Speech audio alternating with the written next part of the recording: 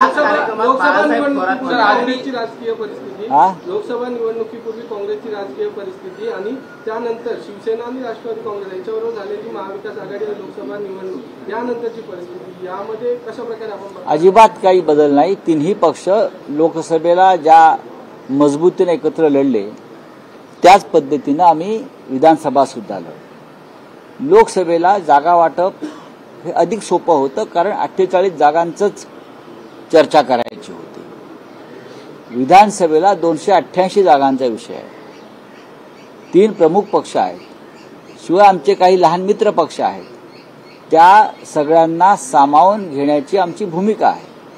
मग माननीय शरद पवार जे असतील, माननीय उद्धव ठाकरे साहेब असतील किंवा नाना पटोले जे असतील, ती आमच्या मित्र पक्षांना सुद्धा आमच्या बरोबर सामावून घेण्यासाठी आम्हाला प्रयत्न करावे लागतात आणि नक्कीच आम्ही त्यात यशस्वी होऊ। हे काय असतं, तिसरी आघाडी जी असते ही कायम सत्ताधाऱ्यांना मदत करण्यासाठी बनवली जाते।